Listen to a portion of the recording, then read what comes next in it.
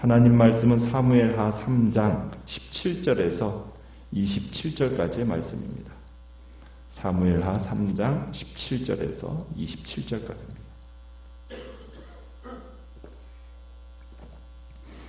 사무엘하 3장 17절에서 27절입니다. 17절입니다. 아브넬이 이스라엘 장로들에게 말하여 이르되 너희가 여러 번 다윗을 너희의 임금으로 세우기를 구하였으니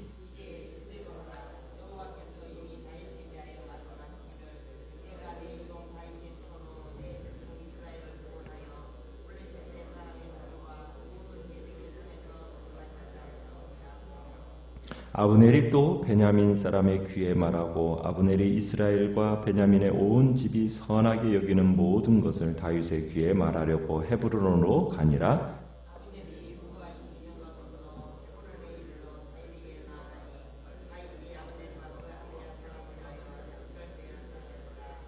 아브넬이 다윗에게 말하되 내가 일어나 가서 온 이스라엘 무리를 내 주 왕 앞에 모아 더불어 언약을 맺게 하고 마음에 원하시는 대로 모든 것을 다스리게 하리이다 하니 이에 다윗이 아브넬을 보내매 그가 평안히 가니라.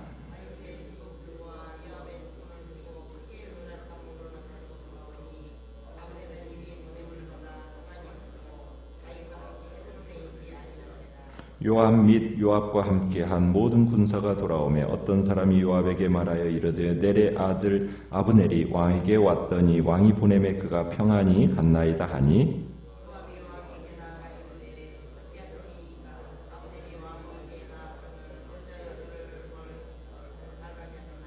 왕도 아시려니와 넬의 아들 아브넬이 온 것은 왕을 속임이라. 그가 왕이 출입하는 것을 알고 왕이 하시는 모든 것을 알려 함이니이다 하고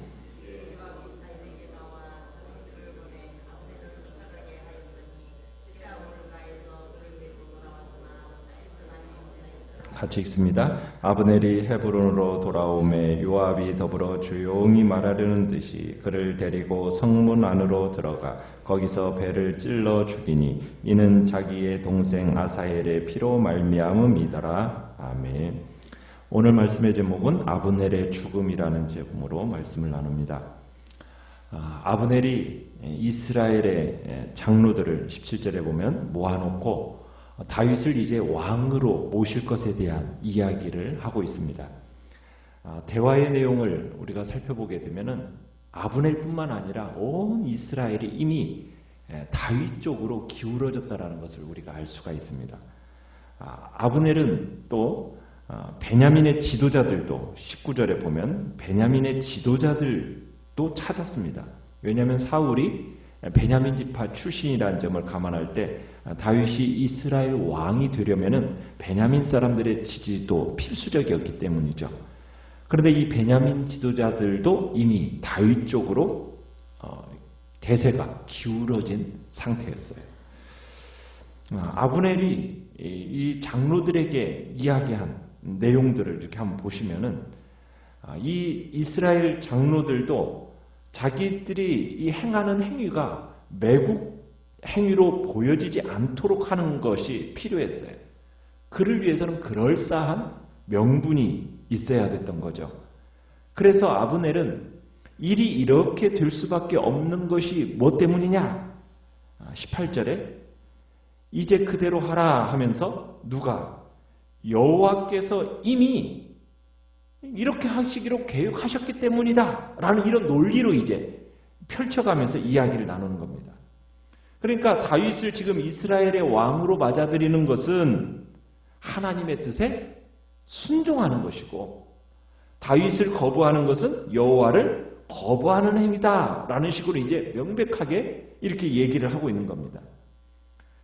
아브넬이 이렇게 얘기를 하니까 가뜩이나 그럴싸한 명분을 찾고 있었던 이들에게 있어서 더할 나위 없는 좋은 변명이 되었던 거죠.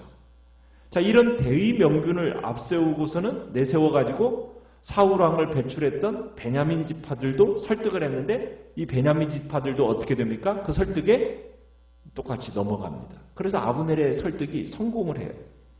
그래서 아브넬은 마침내 이스라엘 사람들 또 베냐민 지파들 그들이 이제 다윗을 왕으로 이제 세우는 것일에 다 합의를 하고 그것을 받아들인 상태에 그 방안을 가지고 그 다음에 또 다윗이 요구했던 미가를 데리고 그리고는 19절에 보면 헤브론으로 다윗에게로 달려갑니다. 자, 아브넬의 일행들이 20절에 보면은 몇 명을 데려갔습니까? 호위병 20명만을 거느리고 다윗을 찾아갑니다. 자, 그의 일행을 맞이하는 다윗은 성대하게 잔치를 베풀어 주죠. 그리고는 아브넬이 이 다윗의 호의에 대해서 21절에 이야기를 합니다. 온 이스라엘과 다윗이 언약을 세울 날이 곧 올 것입니다. 라고 화답을 해줍니다. 그러니까 다윗과 이스라엘 사이 이제 평안의 날이 머지 않았음을 기대하게 만든 거죠. 그러자 이제 다윗은 아브넬을 평안히 돌아가게 해줍니다. 참 이런 과정 속에서 아브넬의 자세를 보면은 아브넬은 정말 기회주의자입니다. 이 기회주의자적인 처세술의 능한 모습을 우리가 보게 되는 거예요. 그러면서 벌써부터 다윗을 21절에 뭐라고 부르고 있느냐면 내 주 왕의 앞에 이렇게 얘기하고 있어요. 그러니까 다윗을 뭐라고 부르고 있습니까? 내 주 왕 이렇게 부르기 시작하고 있는 걸 보게 돼요. 그러니까 다윗의 마음이 굉장히 흡족했던 거죠. 그 정도로 이렇게 아브넬은 참 기회주의적인 그런 또 거침없이 이 정치적인 수사들을 막 늘어놓는 그런 사람이라는 것을 보게 됩니다.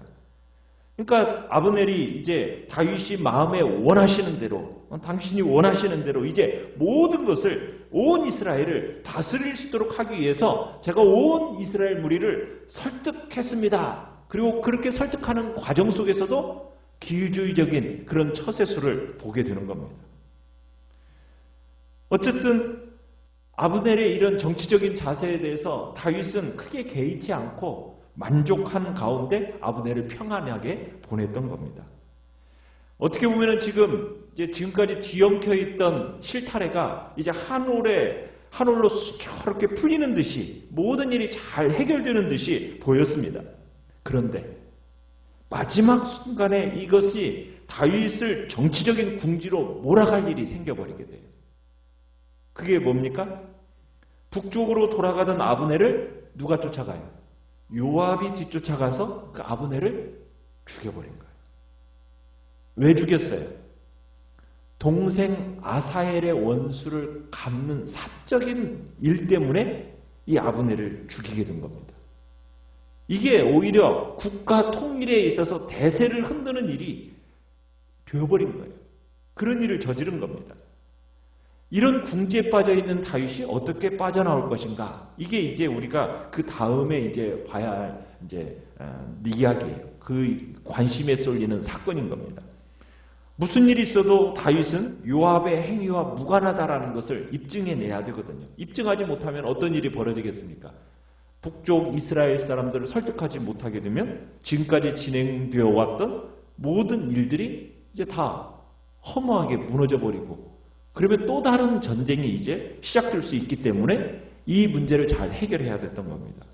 자, 그런데 우리가 요압이 어떤 일들을 벌였었는가? 22절에 보시면은 요압이 이제 주변 국가들의 영토에서 노략질을 하고 돌아왔더니 아브넬이 헤브론에 왔다가 떠났다는 소식을 듣게 돼요. 요압의 입장에서는 지금 아브넬이 평안히 돌아갔다라는 것을 이게 마음에 받아들일 수가 없는 겁니다. 그럴 존재가 아니라고 생각하는 거예요. 자, 이 소식을 들은 요압이 24절에 보면은 다윗을 찾아가서 강력하게 항의를 합니다. 그리고 아브넬을 헐뜯어요.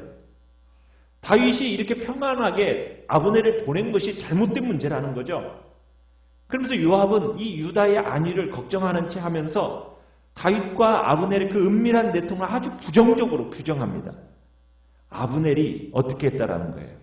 속였다는 거예요. 왕을 속인다고. 자, 이렇게 말하는 이 요압에 대해서 다윗이 뭐라고 말을 못합니다. 왜냐하면 다윗의 입장에서 아무런 말을 못하는 이유가 뭐냐면 요압의 세력이 무시할 수 없을 만큼 커져 있었기 때문이에요. 아마도 다윗은 통일이 된 다음에 이런 생각을 가졌을지 몰라요. 아브넬을 이스라엘 군사령관으로 임명하려는 계획을 가지고 있었을지 모릅니다. 왜냐하면 북왕국 사람들을 대접하는 명분도 돼야 되고 또 요압을 견제하는 계기로 아브넬을 사용하려는 마음이 다윗에게 아마 있었을 수도 있었던 것 같아요. 자, 그런데 이런 일석이조의 효과를 기대하면서 아브넬을 평안하게 돌려보냈는데 요압은 이게 다윗과 계속 대화하는 중에 이걸로 문제가 해결될 것 같지 않다라는 사실을 알고서는 그 자리에서 나와가지고 곧장 아브넬을 뒤쫓아가도록 하고 시라 우물가에서 아브넬을 잡아서 데리고 돌아오도록 만듭니다. 이 일에 대해서 다윗은 알아요, 몰라요? 전혀 모르는 일이죠. 26절 끝에 보면 그죠. 다윗은 알지 못하더라. 그리고 아브넬에게는 몇 명만 데려갔어요. 호위병 20명밖에 데리고 오지 않았기 때문에 요압이 보낸 그 군사들을 대항할 능력도 없었을 겁니다. 그리고 아마 요압이 속임수를 썼겠죠. 어떤 속임수요? 다윗이 다시 당신에게 긴히 이야기할 것이 있을 겁니다. 다시 모셔오라고 합니다. 아마 그런 식으로 아마 속임수를 썼을 겁니다. 27절에 가보면은 아브넬이 요압을 만났을 때 지금 전혀 적개심을 갖고 있지 않는 듯이 보여지는 걸 볼 때 참으로 그런 증거로서 제시가 되고 있는 거죠. 그러니까 아브넬이 헤브론으로 딱 돌아오니까 요압이 더불어서 조용히 말하려는 듯이 그를 데리고 성문 안으로 들어가서 그 다음에 어떻게 합니까? 그를 배를 찔러서 죽이죠. 죽인 이유에 대해서 뭐라고 설명을 하고 있습니까? 27절 끝에 자기 동생 아사엘의 피로 말미암습니다. 그러니까 아사엘을 죽인 그 원수, 그 복수를 단행한 겁니다. 그러니까 요압이 행한 이 모든 것은 처음부터 끝까지 무엇을 위한 일이에요? 이스라엘의 어떤 통일에 대한 생각은 없습니다. 오직 뭐에 대한 생각입니까? 원수 갚는 일, 동생 원수 갚는 일에만 지금 집착하고 있는 겁니다. 그러니까 요압은 원한 복수심, 이것을 무엇보다도 앞세우며 살았던 사람이라는 것을 우리가 생각할 수 있는 겁니다. 동시에 요압이 이리 앙가품이라는 이유, 이 빌미로 삼아서 결국에는 미래의 경쟁자를 제거한 거예요. 미래의 경쟁자. 그러니까 요압도 아마 대세를 의식하지 않을 수 없었을 겁니다. 만약 남북이, 이 북이스라엘과 유다가 통일이 되면은 다윗 왕국의 제2인자는 누가 될 것인가? 당연히 아마 요압도 생각을 했겠죠. 아브넬이 살아남아 있는 한 자기가 그 자리에 계속 이 군대 장관이라는 자리를 계속 유지할 수 있을까? 아마 그런 생각을 했고 아마 그래 아브넬이 살아있는 한 안심할 수 없다라는 생각을 아마 했을 것 같아요. 그래서 아브넬을 제거하면 지금 당장은 욕을 먹을지 몰라도 미래의 화근을 없앨 것이라는 그런 생각을 아마 요압은 했던 것 같아요. 그러니까 요압이라는 사람은 자신의 야심 그리고 자신의 감정 이것에 따라 행동했던 사람이라는 것을 우리가 볼 수 있는 겁니다. 그러니까 자신의 야망을 앞세우는 삶을 살았던 거죠. 여러분 이 요압이 그렇게 삶을 끝까지 살아가던 그 마지막 결국은 어떻게 되는지 아십니까? 요압도 솔로몬의 군대 장관 분하야에 의해서 칼에 맞아 죽게 됩니다. 그러니까 자신의 야심과 감정과 야망에 따라 살아가는 사람들의 하나님 나라에서의 결국을 보여주는 거죠. 우리는 또 뭘 보느냐면 지금 북이스라엘의 군대 장관 이 아브넬에 대해서도 우리가 생각을 하게 됩니다. 이 아브넬을 하나님이 죽게 하신 그 하나님의 섭리는 또 무엇이었을까? 여러분 다윗 왕국이 확고해지는 것은 하나님이 다윗과 함께 하시겠다라는 어떤 언약을 맺고 신실하게 실행하셨기 때문에 다윗 왕국이 지금 확고해져 가는 거예요. 자, 이런 언약을 붙잡고 나아가는데 어려운 건 뭐냐? 하나님이 일하시는 방식입니다. 지금 하나님께서 이렇게 나라를 이렇게 세워 가시는데 지금 진행되어지는 상황을 보면 아브넬이 하는 행동들이 어떻습니까? 기회주의자적인 처세술로서 이 모든 일들이 진행되어져 가고 이 아브넬이 하고 있는 이 일로 인하여서 마치 하나님의 나라가 세워지는 것처럼 지금 보여지는 거예요. 과연 하나님은 이런 방식으로 하나님의 나라를 세워가실 것인가? 하나님의 뜻에 부합하다고 해서 우리의 취하는 방식이 항상 옳다. 우리가 옳은 방법과 수단까지도 하나님의 뜻과 합치해야 되는 겁니다. 하나님에 대한 목적. 그러니까 아브넬이 얘기를 하는 거죠. 하나님께서 이렇게 말씀하셔서 이렇게 지금 가니까 다윗에게 왕위를 물려줘야 된다. 말은 맞아요. 그러나 방법과 수단은 어떻습니까? 그 인간적인 처세술로 일들을 진행시켜가고 있어요. 하나님의 목적이 당신의 방법과 수단대로 되어지기를 원하시지 인간적인 방법과 수단으로 되어져가는 것을 하나님은 원하시지 않습니다. 그래서 우리는 하나님의 그 선하신 뜻이 어디 있는지를 물을 뿐만 아니라 무엇까지도 묻고 분별해야 됩니까?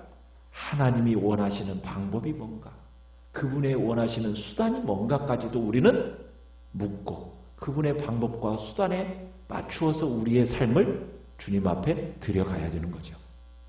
그래서 하나님 나라의 일을 감당함에 있어서 때, 방식, 이거 우리 집중해야 됩니다. 하나님의 장중 안에 있어요. 그래서 하나님의 때와 하나님의 방식을 추구하면서 일을 해야 됩니다. 기회주의자적인 처세술을 이용하면서 때와 방식을 구하면은 그 결과가 어떻게 나타나느냐? 결국 아브넬을 통해서 우리가 배우게 되는 거죠. 인간적으로 자기 때를 정하고 인간적인 방식을 통해서 일을 하는 자들에게 그 결말이 어떤가를 우리는 아브넬을 통해서 보게 되는 것입니다. 그래서 우리는 하나님의 뜻을 구하고 그 하나님의 뜻을 알았다면 그 다음엔 또 뭘 찾아야 됩니까? 하나님의 때, 하나님의 방식, 이것도 찾고 구하는 자로 살아가야 되는 것이 우리의 신앙생활의 모습이라는 거죠. 오늘도 하나님의 그 선하시고 기뻐하시고 온전하신 뜻이 어디 있는지 우리는 분별해내기를 힘쓰고 그 뜻을 온전히 알았다면 그 뒤에 계시는 하나님의 뜻을 발견하고 실천하기 위해서는 하나님의 때와 하나님의 방식을 또한 묻고 그 하나님의 장중 안에 있는 그 뜻을 이뤄감에 있어서 나를 온전히 순종하는 자로 들여나가는 복된 삶을 살아가겠다. 이 시간 주님 앞에 결단하며 나가시길 바랍니다.